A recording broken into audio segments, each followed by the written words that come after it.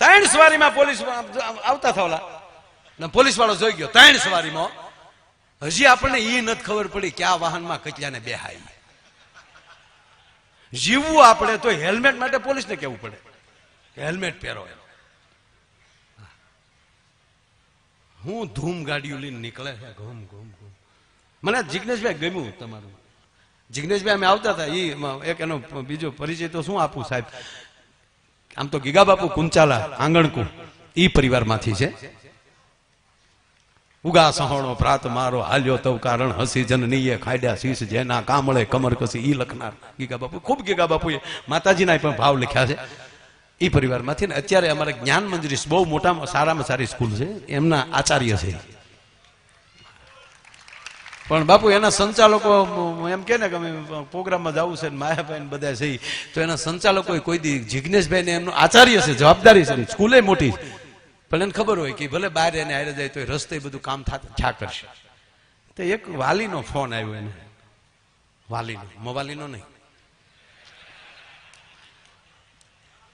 વાલીનો phone આવ્યો. મારો દીકરો 12 સાયન્સમાં એનો સોરી 11 સાયન્સમાં ભણતો હશે, બાકી તો 11-12 ને પરીક્ષા હાલે છે.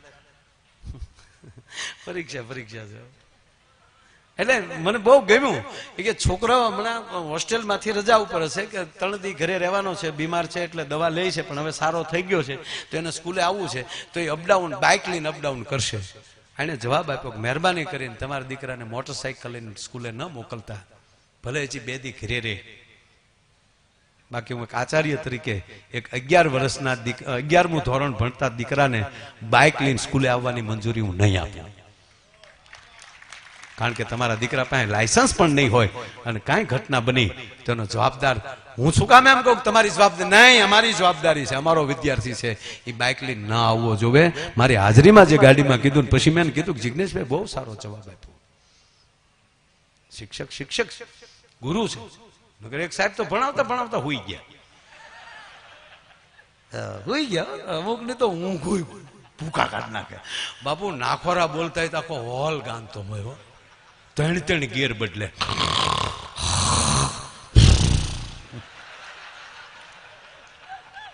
આપણે એમ થાય કે આ નાખોરા બોલે ભડિયું હાલે હાનું. વિદ્યાર્થી પાછા આપડા વિદ્યાર્થી આપણે કીધું તો આપણા સાહેબ હોઈ ગયા. એક જણ શું કે ભલે હુંચા ભણવું મચ્યું, અને કે વચાય છે ભણવું મચ્યું, પગાર છે નો હુવાનો લે છે કે નોકરી નો બાપાની છે. બાપુ હાવ એક બીજી સોખવટ કરો, એક હાવ ઈશ્વર છે ને કાંઈક આપે ખરો. હું કીર્તિભાઈ અમે પહેલેથી 2 નો અમારો સ્વભાવ, અને કીર્તિભાઈ ને પૂંજે મોરારી બાપુ જે બાળક જ કહે, કેમ બાળક જેવો છે નિખાલસ, હાજર જવાબી તો વાત જવાઈ ગયો. એટલે અમે 2 જયારે ફોનમાં વાત કરતા હોય ત્યારે લગભગ બાપુ અમે તોતળી ભાષામાં ઘણા વર્ષોથી હું તલો કીર્તિભાઈ મજામાંથી અમે હમાયણ કરીએ. આ અમે બોલતા હતા ને ભગવાન અમને કમો આપ્યો.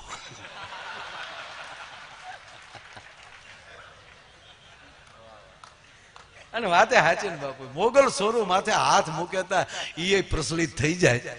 અને આ જો આ દુબઈના એના વિઝા કરે છે, કમાનો પહેલો પ્રવાસ દુબઈમાં થાય, અને કીર્તિભાઈ અમેરિકા જવાનો.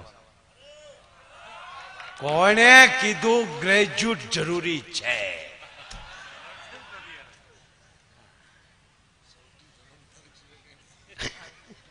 જન્મ તારીખના દાખલા સિવાય અમારે એનું કાંઈ જોતું નથી. બોલ એ જો જડે તો સારું. એ નથી ખબર કે જન્મ છે એ ખબર નથી ભાઈ.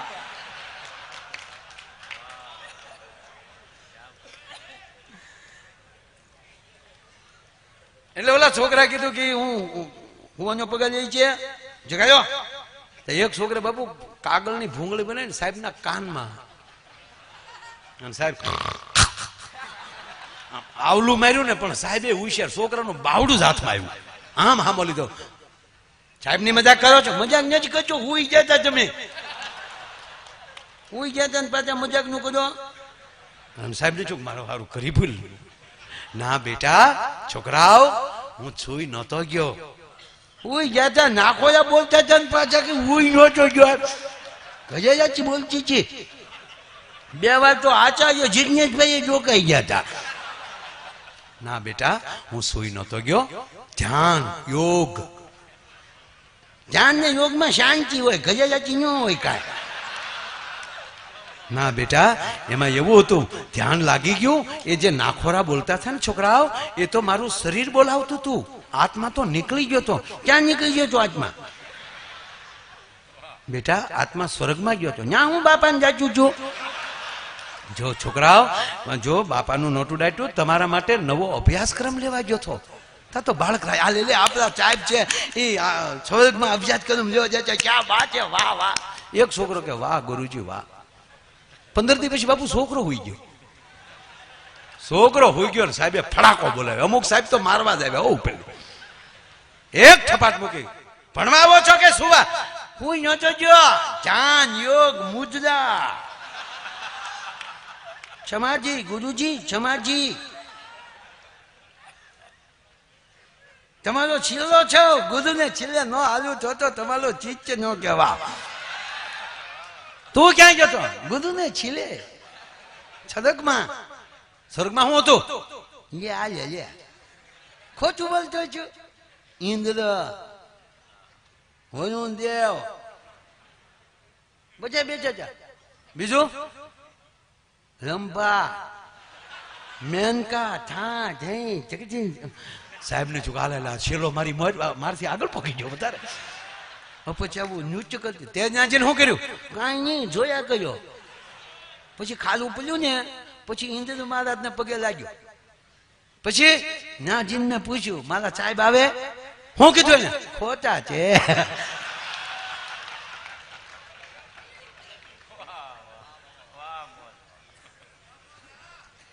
એટલે 3 સવારીમાં મોટરસાયકલ લઈને નીકળ્યો.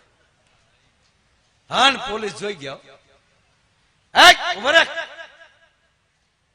એક જણો ગાયક આવતો હતો, હેલ્મેટ વગર નો. સાહેબે ઉભો રાખે, એ હેલ્મેટ કેમ નથી? કે સાહેબ હટી જાવ, બ્રેક નથી.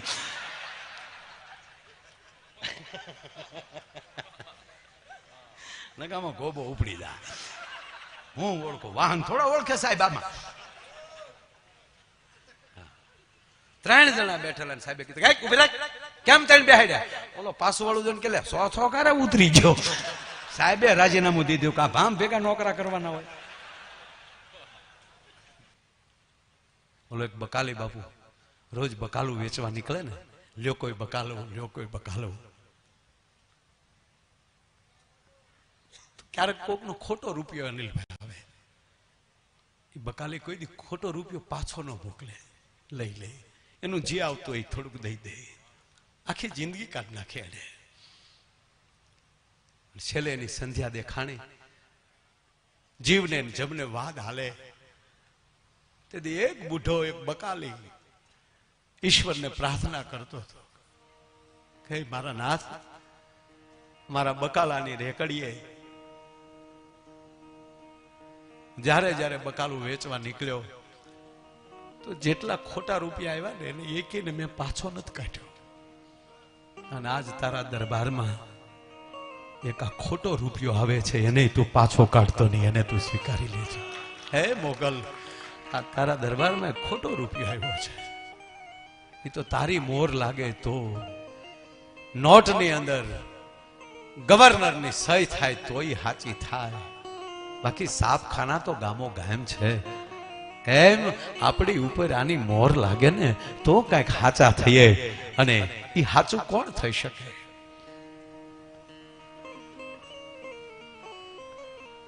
પ્રેમ ભાવ.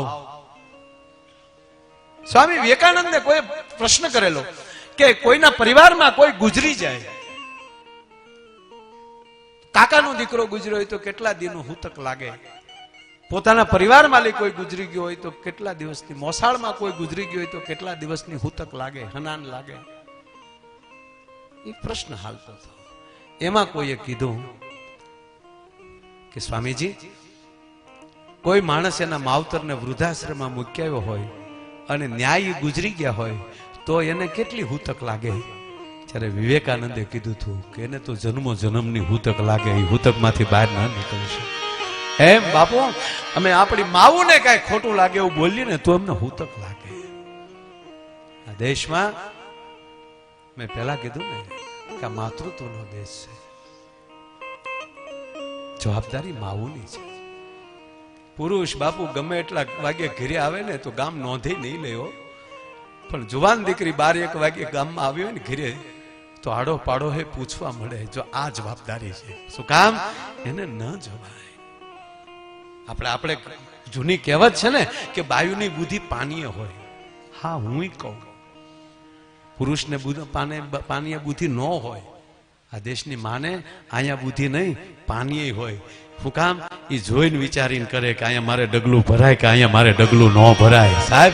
અને આપણે પગમાં બુદ્ધિ નહીં એટલે ખબ ખબ કરતા કારે ક્યાં જાય નક્કી નહીં. દિયાશ મેં 3 કોથળી પીને બીચે ભટકાય એટલે અહીંયા વંડે કોણ કરી નાખે હતી તારી માં. બાકી અમુક ની તો કઈ વાત કરાય નહીં. પતિ પત્ની મંદિરે ગયા, ઓલે ધડીક દીન બેને આમ ધડીક દીન બેલ વગાડ્યો ને કીધું કે હે માતાજી હાથે હાથ ભવ મને આ પતિ આપજો. શું કામ? પઢાવવો નહીં ને ભવે ભવે. હાથે હાથ ભવ મને આ પતિ આપજો. તો વાહ પતિ ઉભો થયો કે માં જોજો આ ભવ પાછો હાથમાં જ હોવો જોવે. લે એની વાતું નો રહે, વાતું સંસ્કારની રહે, વાતું છે ભક્તિની રહે, વાતું છે શક્તિની રહે. અને 3 વ્યક્તિ જ્યાં સુધી આ ધરતીમાં છે 3ને જ જવાબદારી આપી છે પૃથ્વીના ગોળાની. કાં આવા ભક્ત, કાં આવા દાતારો અને કાં આવો મર્દ. ભક્તોને જ્યારે જ્યારે ભીડ પડે, ભક્તોનું કઈ કાર્ય હોય, માના ઉપાસકોનું જ્યારે કાર્ય હોય ત્યારે માં મોગલ કોકના હૃદયમાં વસીને કહેતી હોય કે હવે કઈ રીતે ખા. અનિરુદ્ધસિંહભાઈ એમ કે 50 લાખ રૂપિયા બાપુ મારે તક. નાના બાપા અહીંયા નહીં. અને પરાયણે જો 25 લાખ લખાવતા હોય. બહાદુરસિંહ બાપુનો પરિવાર 11 લાખ રૂપિયા લખાવતા હોય. બસ આ નિમિત્ત બનાવી દઈશ કોકને. બાપુ દાદાગીરીથી દેવા આવવાના નહીં, તમારે અમારે અત્યારે લેવા જ જો હે. બાકી અમુક સંસ્થાઓ ફાળા કરીને મરી ગઈ. મારો ભોજ્યો ભાઈ કોઈ આવતો નથી. આખી રાત પ્રોગ્રામ કે 250 રૂપિયા આવે ટેજમાંથી. અને આયોજક ડોળા કાઢતા હજી થોડું કહેજો દેતા રે. પછી અમને એમ થાય કે અમે અમારા ઘડિયાળું દેતા જાય થાય ને ગાડીમાં ડીઝલ કાઢી દે તને. ના, જોત જ્યાં ઝળહળતી હશે ને પતંગિયાને આમંત્રણ નહીં દેવું પડે. પતંગિયા ઉલ્લી ના આવતા હોય છે સાહેબ. જ્યાં આવી જોત હાલતી હોય એટલે આ દાતાઓ પેલા ભક્તની ભેરે ભગવતી આ દાતારોને મોકલે. અને દાતારોને અને ભક્તોને ભીડ પડે ત્યાં કોઈક શિવાજી જેવો, મહારાણા પ્રતાપ જેવો શમશેર લઈને નીકળી જાય કે તાકાત છે કોઈ અમારા હિન્દુસ્તાનની સામે આંખ ખોલે. આપણે અમુક સૂત્રો ભૂઈ નાખવાના. આધી રોટી ખાएंगे દેશ को बसाएंगे. એ બંધ કરો. 2.5 રોટલા ખાવાથી દેશ બસે ડોહો. 2 રોટલા ખાएंगे देश को उगारेंगे. અને એક ઓલું સૂત્ર હતું, हम हमारी भूमि के लिए मर मिटेंगे, हम हमारा राष्ट्र के लिए मर मिटेंगे. बैन करो ही. हम हमारे राष्ट्र के लिए किसी को भी मिटा देंगे. મરવાનું શું કામ પસંદ કરો છો? હમ મર જાય નહીં, મારી નાખશું જો હામો કોઈ આવ્યો રાષ્ટ્ર સામે તો એની આંખો બોટી ખેંચી લેશું. શું કામ? અમારી ભેરે મોગલ છે. તેથી તલવાર મોગલ ની હાલતી હશે, તેથી કોયડો મોગલ નો હાલતો હશે શેષ નારાયણ નો. આ જીરોચી ખાएंगे ये को हम हमारा राष्ट्र के लिए हमारा खून बहा दे. नहीं, खून बहा देंगे सामने वाले का. આ બધું ફેરવવું પડશે હવે. અને ત્રીજી વાત, મારા બાપ આમાંથી એક પણ વ્યક્તિ એવો ન હોવો જોવે કે હવારમાં તમે જાગો ને, ભલે આપણા બાળકો હોતા હોય, મોબાઈલમાં માનો ભાવ મૂકી દેજો, માની પ્રાર્થના મૂકી દેજો, જેથી કરીને તમારું બાળક જાગતા વેત માનો ભાવ સાંભળવો જોવે ભલા માના. અને બીજી પ્રાર્થના કહું, હાથથી હાડા હાથ, હાથથી હાડા હાથ. કોઈ હું સલાહ નથી દેતો, દીકરા તરીકે કહું, સાંજના 7 થી 7:30 જ્યાં નજીક મંદિર પડ્યું હોય, ભલે પ્રવાસમાં હોય, ઘરે હોય ત્યારે તો પ્રાર્થના થવી જ જોવે, પણ પ્રવાસમાં હોય, રોડે હોય, તો એટલામાં ગોત્યા કરવાનું, ક્યાંય છે ધજા દેખાય છે, એ ધજાએ વયા જાજો.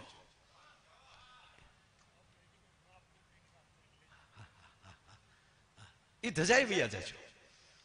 અને કાંઈ ધજા ન દેખાય ને તો ગાડી સાઈડમાં લઈ અને બેઠા, જો માળા હોય તો એક માના નામની માળા કરી નાખજો ગાડીમાં બેઠા બેઠા. બાપુ મારે એકવાર એવું ચિત્ર જોવાની મોગલની કૃપા થાય તો જોવું છે કે હાથથી હાડા હાથ ભારતના વાહનો બંધ હોય છે. બાપુ જોવું છે, અને આપ કરી શકશો. એકલી વાતું કરે નહીં ચાલે, એકલી વાહ વાહ કરે નહીં ચાલે, એકલા વખાણ કરે નહીં ચાલે. અનુચરવું પડશે આવા મહાપુરુષો કે એ રીતે, તો જ આના ધક્કા છે ને એ વસૂલ થાય. એક આ લાગણીના ભાવ. હવે પ્રસંગ ખૂબ લઈએ કે પણ હજી ભાઈને સાંભળવા જ આનંદ કરવો છે. પાછા રાઉન્ડમાં જેમ અહીંયા આનંદ આવશે એટલો આનંદ કરશું. માનો દરબાર છે અને આપે મને શાંતિથી સાંભળ્યો અને મને જે અંદરથી હાથ જવાઈ ગયો યાર, એટલે ખૂબ આપણે આનંદમાં રહીએ. ફરી વાર આપ બધાને પ્રણામ અસ્તુ. જય મા મોગલ, જય શ્યારામ, જય દ્વારકાધીશ.